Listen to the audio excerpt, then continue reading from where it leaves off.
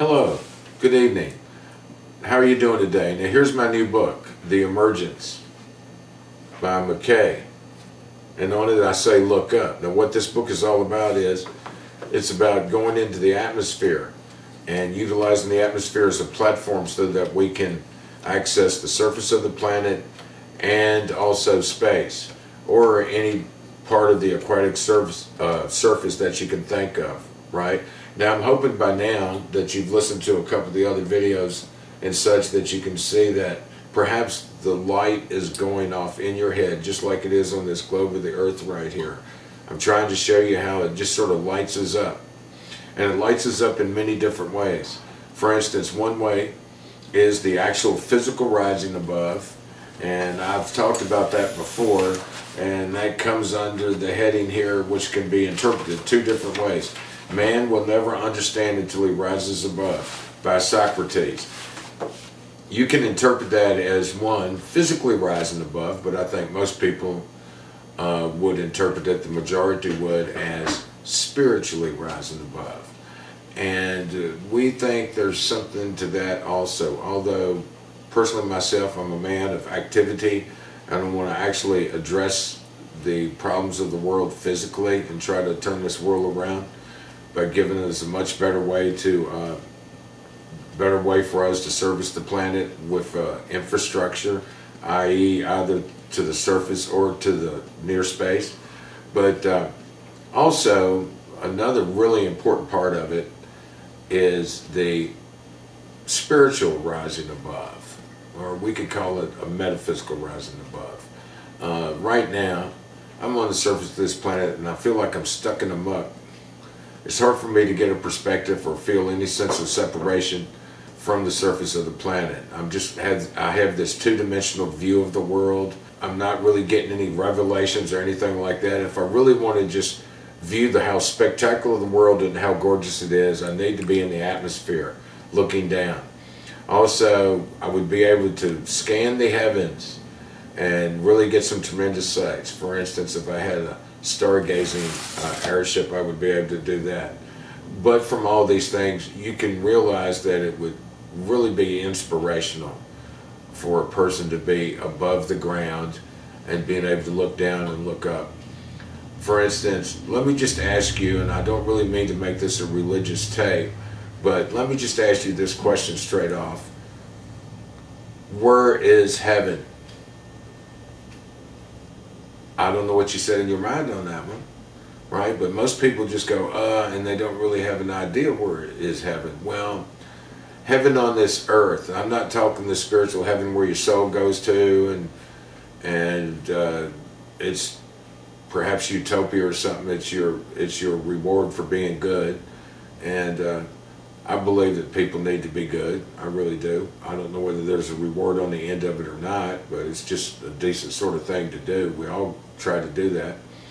But where is heaven? Well, the ancient civilizations, and even not that far back, they thought heaven was in the sky. You know, the Tower of Babel that was built was to reach to heaven.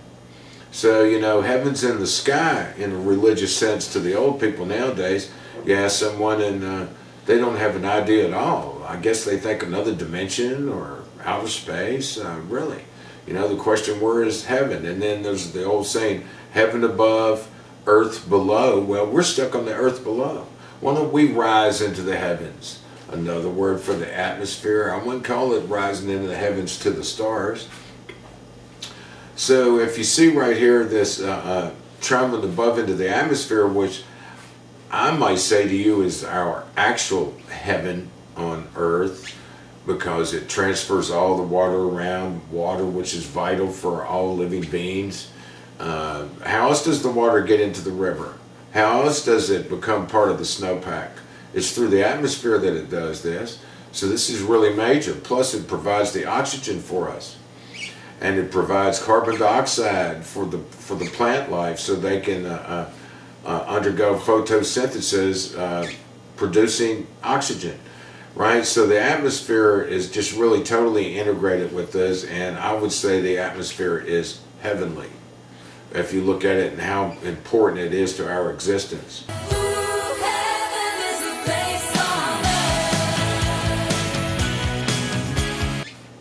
it brings life. It, with sunlight, brings life to the planet.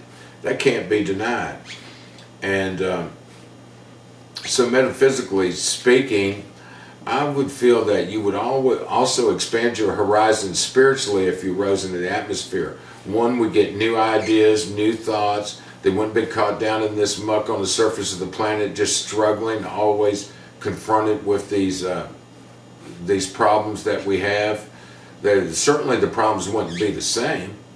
And I'm not just talking about just floating up there and collecting your Social Security check, or just hanging out up there, housing for government housing in the atmosphere. That's a joke. I'm not talking about people just moving up there just to exist. I'm talking about people traveling into the atmosphere to do tasks. For instance, do an actual task in the world, right? Like we've talked about before, about emergency care to people, accessing space, etc. Even in the emergency care part, if you came in and you was in your airship and you was giving aid and saving people's lives, I think that would increase your spirituality quite a bit. I think you would really get some new revelations in your mind as to what you're doing. You would expand your spirituality to a multidimensional state. Right now, it just seems like you're just on the surface of the planet, no access to heaven at all. Why can't you access heaven physically and spiritually if, once again, you just recognize that the atmosphere is heaven, right? That's our practical heaven for us right here on this planet right now. This is what we need to recognize. And we need to recognize the sea of change that would occur and also lead to our civilization's transcendence to a higher level.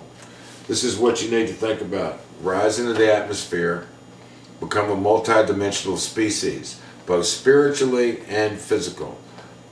That's what I would try to do, right? The book explains it to a degree. It gives many different ideas, but it doesn't explain to you everything.